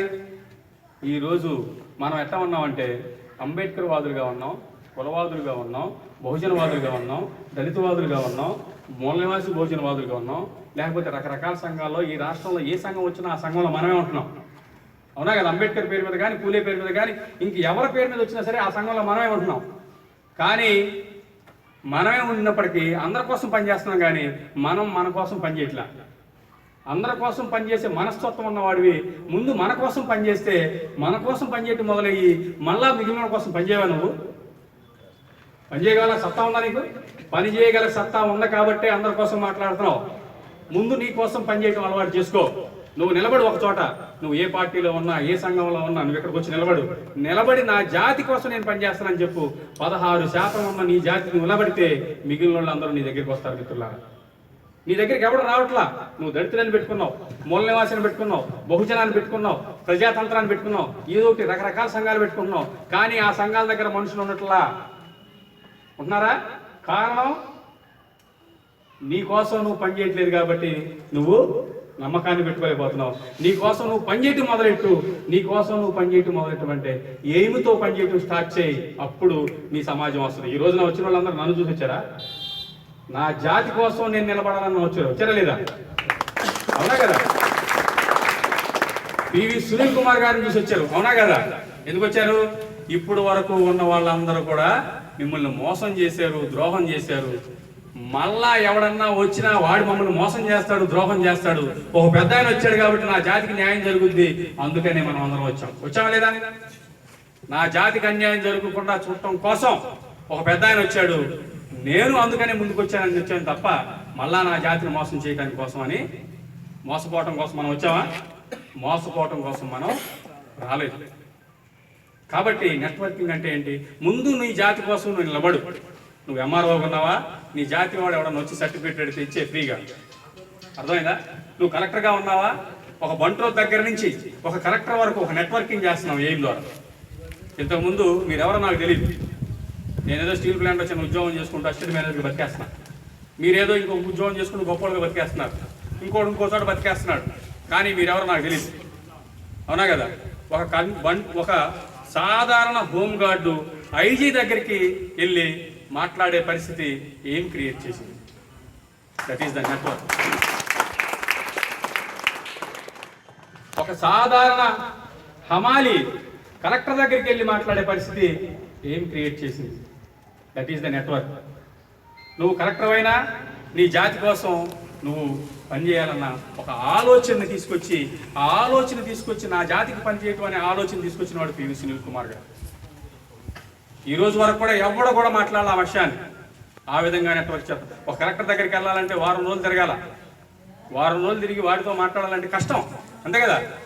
అపాయింట్మెంట్ దొరకాల, నానా గట్టి గెలవాలి. కానీ ఈ రోజున ఈ కార్యక్రమానికి నా జాతికి నేను చేయాలి అన్న తపనతో కొంతమంది ముందుకు వచ్చి జనాలు పోగేస్తే ఒక ఆయన నా జాతికి ఏదో చేయాలన్న ఉద్దేశంతో మనకు భోజనం పెట్టేస్తున్నారు. మీకు తెలుసా విషయం? తెలుసా మీకు? జాతి కోసం ఒక కమ్మ మీటింగ్ కనుక మనం చూసినట్టు, ఒక రెడ్డి మీటింగ్ కనుక చూసినట్టయితే ఒకడు వాటర్ ప్యాకెట్లు సప్లై చేస్తాడు, ఒక భోజనాన్ని పెడతాడు, ఒకడు టెంట్లు తీసుకొస్తాడు, ఒకటి కొంత జనాలు పోగేస్తూ ఉంటారు. మనం టెంట్లు మనమే కట్టాలి, జెండాలు మనమే మోయాలి, ఇవన్నీ చేయాలి. అది మరి తాకడ పెట్టక ఏం చేస్తాడు? వాడి డబ్బులతో వాడు పని చేస్తూ ఉంటాడు, వాడి డబ్బులు తెచ్చేస్తూ ఉంటాడు. ఇప్పుడు ఏదన్నా మీ ఊరు గ్రామ మీటింగ్ అవుతున్నారు, నలుగురు డివైడ్ అయ్యి 4 ఇచ్చేయండి. నేను వచ్చి చెప్పినా నేను తాకడ పెట్టలేను. ఎందుకు? మీరు మీకోసం చేశారా, నా కోసం చేశారా? నేను వచ్చినా చేస్తారు, ఇంకోటి వచ్చినా చేస్తారు. మన కోసం మనం పనిచేయటం అలవాటు చేయాలి. మన కోసం మనం సెల్ఫ్ హెల్ప్ అనే బాబాసాహెబ్ అంబేద్కర్ తీసుకొస్తే ఈ దేశంలో పివి సునీల్ కుమార్ గారు సెల్ఫ్ హెల్ప్ అనేదాన్ని ఈ ఎయిమ్ ద్వారా మన కోసం తీసుకొచ్చారు. కాబట్టి మనం అందరం ఎయిమ్ని బలోపేతం చేయాల్సిన అవసరత ఎంతైనా ఉంది. నెట్వర్కింగ్ అనేది ఒకటి. 2, ఇంకొక విషయం. సరే, ఆర్థికంగా డెవలప్ అవటం అంటే ఏంటి? మన సమాజం ఆర్థికంగా డెవలప్ అవటం అంటే ఏంటి? ఆర్థికంగా డెవలప్ అవ్వటం అంటే చాలామంది ఇప్పుడు బాగా డెవలప్ అయ్యారు, బాగా డెవలప్. ఇంతమంది మాట్లాడుకున్నాం, మన దగ్గర బెంజికారులు లేవు అంటే ఆర్థికంగా డెవలప్ అవ్వాలి. ఆర్థికంగా డెవలప్ అవ్వాలంటే ఎవరైనా ఏ ప్రభుత్వం వచ్చినా అక్కడి నుంచి రావాల్సిన నిధుల్ని మనకు వచ్చేలాగా చేసుకోగలగాలి. అది జరగాలి అంటే మీ ఊరికి రోడ్లు రావాలన్నా, మీ స్కూల్కి మంచి టీచర్ రావాలన్నా, మంచి సదుపాయాలు రావాలన్నా, అవునా కదా? మీకు సంబంధించిన వసతులన్నీ రావాలన్నా, మీకు ఆటో లోన్ రావాలన్నా, మీకు కారు లోన్ రావాలన్నా ఏం జరగాలి? జన్మభూమిలోనూ ఇంకో దాంట్లో జాయిన్ అవ్వాలి. ఇదే కదా అవసరం. ఎయిమ్లో జాయిన్ అవ్వు, నీ తరపున అందరిని మనం వెళ్ళి మాట్లాడాలి. అర్థమవుతుందా? ప్రభుత్వం నుంచి రావాల్సిన వాటాని మనం అడగాలి. సమాచారం మన దగ్గర ఉండాలి. ఈ పాయకరావుపేట కాన్స్టిట్యున్సీలో ఇప్పటి వరకు ఎస్సీ ఫైనాన్స్ కార్పొరేషన్ నుంచి వచ్చిన నిధులన్నీ, అంతేనా? ఆ నిధుల్లో నా వాళ్ళకి ఎంత ఇచ్చావు అని అడిగే దమ్ము ఎవరికి ఉంది? ఒక వ్యక్తికి ఉండదు, సంఘానికి ఉంటుంది. నువ్వు ఏమిని బలోపేతం చేస్తే ఇక్కడ నా జనాభాలో నేను 15% ఉన్నాను, నాకు రావాల్సిన వాటా ఇవ్వని ప్రభుత్వాన్ని అడగలుగుతాం. ఈ కాన్స్టిట్యున్సీలో ఎన్ని ఆటోలు మా మాలలకు ఎంతకు ఇచ్చావు, మాదిగిరికి ఎంతకు ఇచ్చావు అనే పరిస్థితి మీ దగ్గర ఉంటుంది. ఉంటుందా లేదా? ఉంటుందా? ప్రశ్నించే ఇప్పుడు దాకా ఒక్కడగా ఉన్నావు, ఒక్కడికి మీకు అండగా ఏమొచ్చింది? ఆయన వచ్చారు, ఆయనతో పాటు ఏం మీ దగ్గరికి వచ్చింది? మీరు బలోపేతం అవ్వాలి, మీరు సంఘాన్ని నిలబెట్టుకోవాలి, మీరు అభివృద్ధి చెందాలి అంటే సంఘాన్ని మీరు నిలబెట్టుకోవాల్సిన అవసరత ఎంతైనా ఉంది. ఆటోలా ఎంతమందికి మా వాళ్ళకి ఇచ్చావు? ఈ పాయకరావుపేట కాన్స్టిట్యున్సీలో 20% ఎస్సీలు ఉంటే 15% మాలలు ఉంటే మరి వచ్చిన 20 లోన్లో 15 లోన్లు మాకు ఇవ్వాలి, కానీ నువ్వు ఎన్ని లోన్లు మాకు ఇచ్చావు అని ప్రశ్నించే దమ్ము ఒకకుంటుందా? కాబట్టి మన వాటాని మనం పొందాలన్నా మనం ఆర్గనైజ్ చేయబడాలి. అలాగే ఎంటర్ప్రీనర్స్గా మనం ఎదగాల్సిన ఆవశ్యకత ఉంది. ఉద్యోగ అవకాశాలు మీ అందరూ తెలుసు ఉన్నాయా? మన యువతకి ఉద్యోగ అవకాశాల గురించి మాట్లాడితే ఉద్యోగ అవకాశాలు అతి తక్కువ మాత్రమే ఉన్నాయని మీ అందరికీ చెప్పాను నేను. 5% ఉద్యోగ అవకాశాల్లో కోటిన్నర జనాభా మనం ఉంటే అందులో దగ్గర 50,000 ఉద్యోగాలు ఉంటే మిగిలిన 1,000,000 మంది ఏం చేయాలి? ఏం చేస్తున్నారు? చిన్న చిన్న వృత్తులు చేసుకుంటున్నారు, అంతేనా? చిన్న చిన్న వృత్తులు అంటే జస్ట్ లైక్ బిజినెస్, అవునా కదా? అదే బిజినెసే కాకుండా వ్యవసాయ కూలీలుగా ఉన్నారు. వ్యవసాయ కూలీల నుంచి వచ్చిన భూముల్ని ప్రభుత్వం తన డబ్బుతో మనకి పొలాలను కొనిపెట్టే స్కీమ్ ఉంది. మీ అందరూ తెలుసుకోలేదు? ఉందా? ఉంది. ఎంతమంది మాల్లో పొలాలు కొన్నారు చెప్పండి డబ్బులు తీసుకుని? ఎంత బంజరు భూమిని మనం పంచుకున్నాం చెప్పండి? అది జరగాలంటే ఏం బలోపేతం అవ్వాలా? అర్థమవుతుందా? నువ్వు 10th క్లాస్ మానేసావు, రిక్షా దొక్కోవాలనుకున్నావు. రిక్షా దొక్కోవాలంటే బ్యాంక్ వెళ్తావు. బ్యాంక్ వెళ్తే బ్యాంక్ లోన్ షూరిటీ అడుగుతాడు. అసలు గంటాకే గదిలో షూరిటీ ఎక్కడ పెడతావు నువ్వు? అక్కడ ఆ బ్యాంకులో నీ మాలోడు ఉంటే వాడు నీ సహాయం చేస్తాడా లేదా? ఎంతమందికి తెలుసు? ఎంతమంది సహాయం చేస్తున్నారు? అది చేయించడానికి వచ్చింది. అర్థమవుతుంది కదా? నీకు బ్యాంకు లోన్లు, అలాగే నువ్వు ఎంటర్ప్రీనర్గా ఎదగాలనుకున్నట్టు ఒక బిజినెస్ మ్యాన్గా ఎదగాల. నీకు ఉద్యోగం లేదు, నీకు మంచి కెపాసిటీ ఉంది, ఉద్యోగ అవకాశాలు తక్కువగా ఉన్నాయి. ఏం చేయాలి? ఒక బిజినెస్ పెట్టాలి. బిజినెస్ పెట్టాలి అంటే ప్రభుత్వం నీకు డిఐ అంటే ఏమంటారు, దళితుల్ని అభివృద్ధి చెందించడం కోసం డిఆర్డిఏ, ఓకే, ఇండస్ట్రీస్ డెవలప్మెంట్ కు మన వాళ్ళని కూడా SEZ రూపంలో కొంత కేటాయిస్తున్నారు. ఎంతమంది ఎంటర్ప్రీనర్గా తయారయ్యారు చెప్పండి మిత్రులారా? ఎంతమందికి తెలుసు? 1 లక్ష రూపాయలు లోన్ తీసుకుంటే 45% సబ్సిడీ వస్తుందని ఎంతమంది తెలుసు? 1 కోటి రూపాయలు బస్సు తీసుకుంటే ఆ 1 కోటి రూపాయల బస్సులో 45 లక్షల రూపాయలు ఉచితంగా సబ్సిడీ గవర్నమెంట్ ఇస్తుందని ఎంతమంది తెలుసు? ఎంతమంది తెలిసినా ఎంతమంది అప్లై చేస్తున్నారు? సో ఇవన్నీ మన సమాజానికి లేదు. ఈ విషయాలన్నీ మన సమాజానికి చేర్చి మన ఊర్లో నుంచి ఒక ఎంటర్ప్రీనర్ తయారు చేయాలని చెప్పేసి ఏమనుకుంటుంది మిత్రులారా? అందుకు ఈతో మనం ఉండాలి. ఈ రోజు వరకు ఎవరు ఏం చెప్పలా, ఎవరో చెప్తారు, ఏదో చేస్తారు.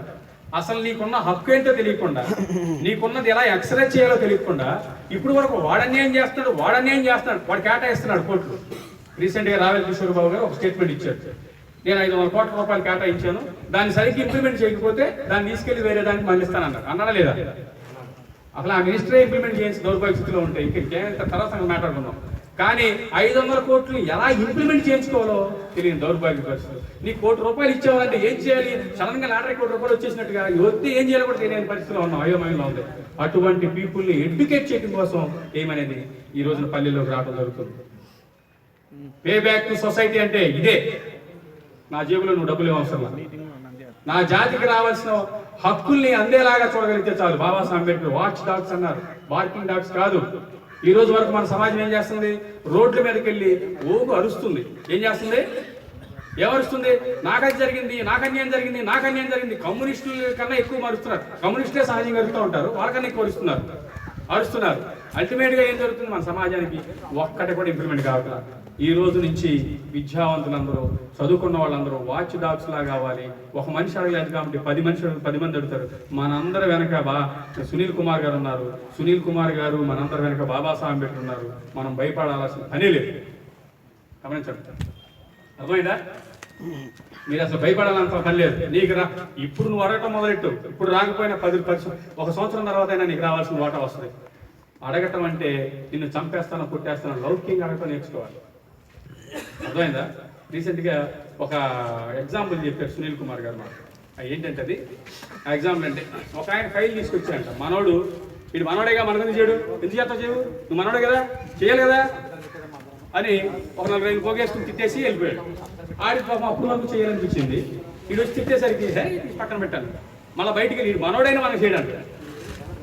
అయితే అదే ప్లేస్లో ఒక అప్పర్ కాస్ట్ పీపుల్ వెళ్ళి, ఈ ఫైల్ నా చేతిలో లేదండి, పైన ఉందండి అన్నారు. తమరికి ఎంతవరకు వీలు కుదిరితే అంతవరకు చేసినారు. మాటల్లో తేడా ఉందా? తమరికి ఎంతవరకు వీలు కుదిరితే చేసి పెట్టారు. మనం ఇక్కడ మనోడే కదా, ఎందుకు చేయడు? చేయగేం చేస్తాడు? పదనే అంటాడు. ఆడికెళ్ళి అడిగాడు. అంటే మనం హక్కుల్ని అడగటం అంటే మొరగటం కాదు, హక్కుల్ని అడగటం అంటే ఇంప్లిమెంట్ చేసేలాగా మనం మాట్లాడతాం. మనల్ని కరెక్ట్ చేసుకోవాల్సిన ఆవశ్యకత కూడా ఎంతైనా ఉంది. బార్కింగ్ డాగ్స్ లాగా మనం మొరగటం కాకుండా ఇంప్లిమెంట్ చేసుకునే వాళ్ళలాగా మనం పనిచేయాల్సిన ఆవశ్యకత ఎంతైనా ఉంది. ఇప్పుడు వరకు బార్కింగ్ డాగ్స్ లాగా రోడ్ల మీదకి వచ్చి పెద్ద ధర్నాలు చేసి, బహిరంగ ప్రకటనలు చేసి, బహిరంగ ఉద్యమాలు చేసిన వాళ్ళు ఒక్క హక్కు తీసుకొచ్చామని చెప్పండి. కాబట్టి ఎవ్వడూ కూడా ఏ పని చేయలేదు. ఇప్పుడు సమాజాన్ని ఒక క్రమబద్ధంగా ఆర్గనైజ్ చేయాలని మనం చూస్తున్నాం. ఏమనేది ఒక క్రమబద్ధంగా ఆర్గనైజ్ చేయాలని చూస్తున్నాం. ఇప్పుడు వరకు మనల్ని నాన్ డైరెక్షన్గా నడిపారు. డైరెక్షన్ లేని సొసైటీకి డైరెక్షన్ ఇవ్వడం కోసం ఏమొచ్చింది మిత్రులారా? అందుకే మనం ఇక్కడ గట్టిగా పనిచేయాల్సిన ఆవశ్యకత ఎంతైనా ఉంది. సో కాబట్టి ఇప్పుడు మనం అర్థం చేసుకోవాల్సింది ఏంటంటే, మనకు రావాల్సిన రాజ్యాంగ ఫలాల్ని మనం ఇంప్లిమెంట్ చేసుకోవాలంటే మనం మాట్లాడటం నేర్చుకోవాలి. రెండు, మనం సంఘంగా ఆవిర్వించడం నేర్చుకోవాలి. సంఘంగా ఆవిర్వించడం నేర్చుకున్న తర్వాత, సంఘంగా ఆవిర్వించిన తర్వాత గెయిన్ చేయాలి తప్ప బార్కింగ్ డాగ్స్ లాగా ఉండకూడదు. మనం ఏం మాట్లాడుతుంటాం? రాజ్యాధికారం గురించి మాట్లాడుతూ ఉంటాం. రాజ్యాధికారం అంటే ఏంటి? రాజ్యాధికారం అంటే అది అల్టిమేట్ చివరి గోల్. దానికన్నా ముందు రావాల్సింది ఒక మెట్టు ఉంది. ఏం మెట్టు? నీ ఓటును నువ్వు వినియోగించుకోవడం చేత కావాలి ఫస్ట్. రెండు, మన ఓటుని అంటే మనం అంటే ఒక సంఘంగా ఆవిర్వించడం నేర్చుకోవాలి ఫస్ట్. ఆ తర్వాత మనం అందరం మనకు కావాల్సిన హక్కుల్ని అడిగి తెచ్చుకోవడం నేర్చుకోవాలి. తర్వాత ఏమవ్వాలి? ఆ తర్వాతే మనం ఏమవుతాం?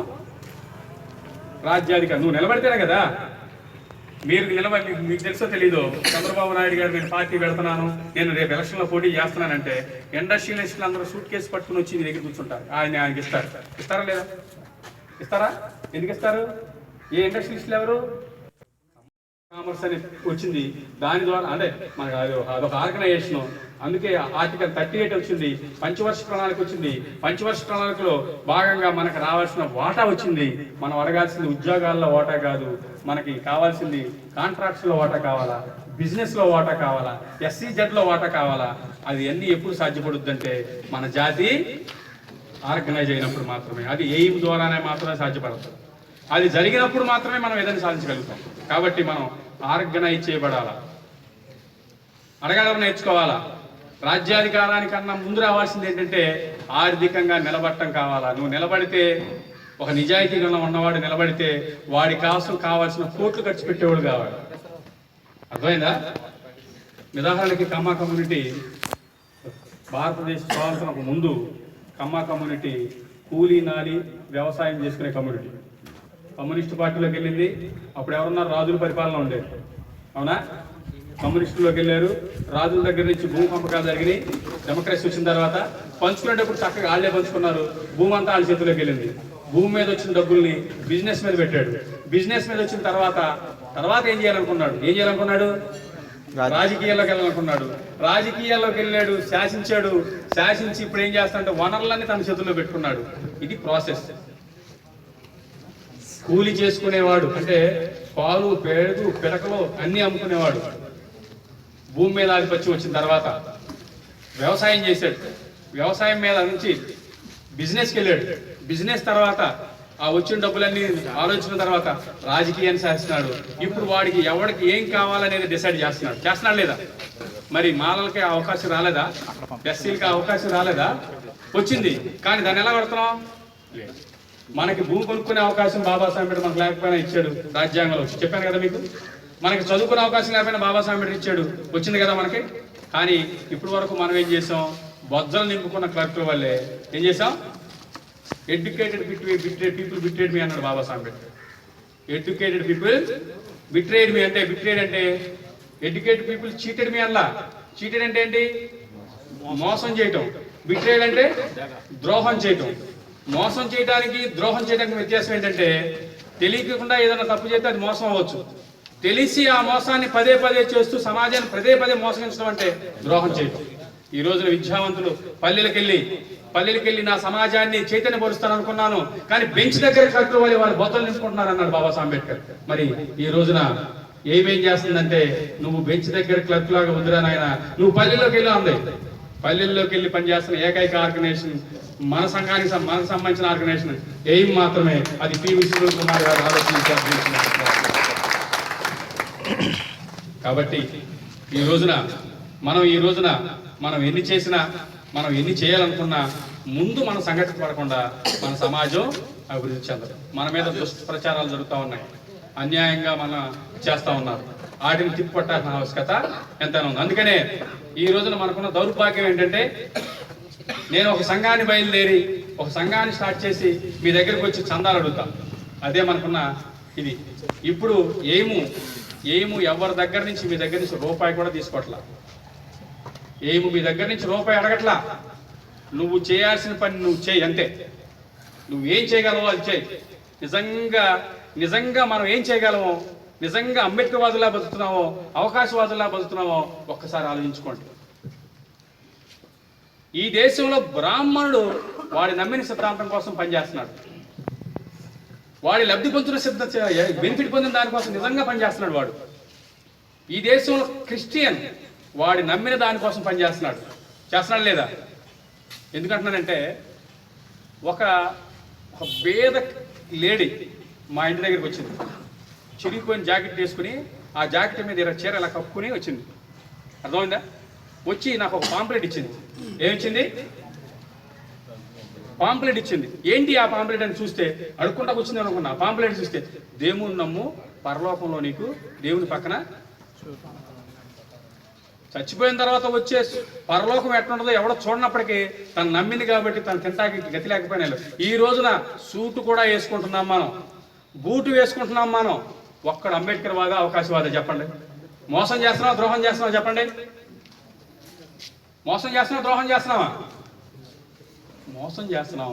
మోసమే కాకుండా ద్రోహం చేస్తున్నాం. ఒక్కడు అంబేద్కర్ వాదిలాగా లేడు. రాముడు గురించి చెబితే రాముడికి సంబంధించిన సమాజం బాగుపడుద్ది, కృష్ణుడి సంబంధించి చెప్తే కృష్ణుడి సమాజం బాగుపడుద్ది, అల్లా గురించి చెప్తే అల్లాకి సంబంధించిన సమాజం బాగుపడుద్ది, అలాగే జీసస్ గురించి మాట్లాడితే జీసస్ సంబంధించి గురించి బాగుపడుద్ది. అందుకనే ఆర్ఎస్ఎస్ పీపుల్ బ్రాహ్మణుడు వాడి దేవుడి గురించి చెప్తా ఉంటాడు. ఉదయం లేచిన ఎందుకు చెప్తాడు? ఒక చర్చ్ మాస్టర్, ఒక క్రిస్టియన్ వాడు నమ్మిన సిద్ధాంతం కోసం ఎందుకు చెప్తా ఉంటాడు? మరి ఈ రోజున నీకు ఫుడ్, షెల్టరు అన్నీ ఇచ్చి ఉద్యోగం ఇచ్చాడు, నీకు కూడిచ్చాడు, గోడ ఇచ్చాడు, అనుచా అర్థమైందా? నీకు ఉద్యోగం ఇచ్చాడు, దాంతో పాటుకు ఒరే అంటే ఏంట్రా అనే పరిస్థితి ఇచ్చాడు, సెల్ఫ్ రెస్పెక్ట్ ఇచ్చాడు. ఎంత ఇచ్చిన బాబాసాహెబ్ అంబేద్కర్ కోసం మాట్లాడుతున్నావా? మాట్లాడుతున్నావు. నువ్వేం చేస్తున్నావు? నువ్వు ఒకటి ఈ డైరెక్షన్ చూపిస్తే ఇంకో డైరెక్షన్ చూపిస్తాడు, ఇంకో డైరెక్షన్ చూపిస్తాడు, ఇంకోటి పైకి చూపిస్తా ఉంటాడు. అంబేద్కర్ వాదిలాగా నువ్వు బతుకుతున్నావా? అంబేద్కర్ వాదిలాగా నువ్వు బతకట్లా. ఎవరిగా బతుకుతున్నావు? అవకాశవాదిలాగా బతుకుతున్నావు. రాముడికి సంబంధించిన ఆలోచన ఎవడు చెప్తాడో రాముడికి సంబంధించిన సమాజం హ్యాపీగా బతుకుతారు, బాగుపడుద్ది. కృష్ణుడు సంబంధించిన సమాజం గురించి చెప్తే కృష్ణుడి సమాజం బాగుపడుద్ది. అలాగే అల్లాగైతే అల్లాగే బాగుంటుంది, జీసస్ గురించి జీవించే బాగుపడతారు. బట్ అంబేద్కర్ గురించి చెప్తే అంబేద్కర్కి సంబంధించిన సమాజం బాగుపడుతుంది. మిత్రులారా గుర్తుపెట్టుకోండి. మీరు ఎక్కడైనా ఉండండి, మాకేం అవసరంలా. కానీ అంబేద్కర్ వాదిలాగా ఉండండి. పల్లెకి అంబేద్కర్ని తీసుకెళ్ళండి. పల్లెకి అంబేద్కర్ని ఎయిమ్ ద్వారా తీసుకెళ్ళండి. మిమ్మల్ని ప్రొటెక్ట్ చేయకపోతే 5 సంవత్సరాల తర్వాత నేను మళ్ళీ ఈ ఊరు వచ్చినప్పుడు నన్ను చెప్పుతో పట్టాలి. అర్థమైందా? మీరు మిమ్మల్ని బాగుపడే మార్గం ఎక్కడో లేదు. ఎవడో వస్తాడు, ఏదో చేస్తాడు, ఎవడో రాడు. ఈ పార్టీ పోయి ఆ పార్టీ వస్తుంది, ఆ పార్టీ పోయి ఇంకో పార్టీ వస్తుంది. ఏ పార్టీ వచ్చినా నిన్ను అంటరాని వాడి కనుక వస్తుంది. నీకు హక్కులు ఎప్పుడు నిరాకరిస్తుంది. నువ్వు హక్కులు ఇంప్లిమెంట్ కావాలన్నా, నీకు ఉద్యోగం రావాలన్నా, నీకు చదువు రావాలన్నా, నువ్వు మంచిగా బతకాలన్నా నువ్వు అంబేద్కర్తో ఉండాల్సిందే. అందుకు అంబేద్కర్స్ ఇండియా మిషన్ పనిచేస్తుంది. కాబట్టి చిన్న ఉడత ఊపిడికి భయపడకండి, చిన్న ఆలోచనలకి పరిగెత్తకండి. ఒక లక్ష్యంతో పనిచేయండి. ఒక పెద్ద గోల్ తీసుకుందాం. ఆ గోలు, మొట్టమొదటి గోల్ ఏంటంటే మనకి ఈ పాయకరావుపేట కాన్స్టిట్యున్సీలో మాలలందరినీ పాయకరావుపేటలో ఒక నడిబొడ్డున ముద్రగడ పద్మనాభం ఎలాగైతే తీసుకొచ్చాడో కాపులందరినీ, మాలలందరినీ తీసుకొచ్చి నుంచోబెట్టండి. చంద్రబాబు నాయుడు గారే కాదు, జగన్మోహన్ రెడ్డి గారే కాదు, ఎవడైనా సరే మీ దగ్గర రావాల్సింది. ఆలోచించండి. మీ భవిష్యత్తు మీ దగ్గర ఉంది. మీరు ఒక సంఘంగా ఆలోచించినప్పుడు మాత్రమే ఉంటుంది. మీరు ఇది అవ్వాలంటే మీ ఇంటిపైన ఎదగాల్సింది అంబేద్కర్స్ ఇండియా మిషన్ జెండా. కాబట్టి ఈ విషయం చెప్పడానికి నేను మీ దగ్గరికి వచ్చాను. ఇప్పుడు నేనేం కోరుకుంటున్నానంటే, ఇది యాక్చువల్గా కార్యకర్తల సమావేశం ఏర్పాటు చేయండి అని చెప్పడం జరిగింది. దగ్గర 100 మంది పైన వచ్చినట్టున్నారు. మీరందరూ కూడా ఏ విలేజ్ నుంచి కీలకంగా, అంటే అందరూ ఇప్పుడు విలేజ్ నుంచి వచ్చున్నారో వాళ్ళ విలేజ్ కమిటీని ఒకసారి పరిచయం చేసుకోండి. దానికన్నా ముందు ఇక్కడ ఉన్న వాళ్ళు ఒకరిద్దరు మాట్లాడే విధంగా కొంచెం చూడండి. సో ఇప్పుడు ఆ కార్యక్రమాన్ని మనం కొనసాగిద్దాం. పరిచయ కార్యక్రమం అయిన తర్వాత ఇక్కడ ఎలా పనిచేద్దాం అనేది ఒక రూపం తీసుకుని, ఒక కార్యాచరణ ప్రణాళిక చేసుకుని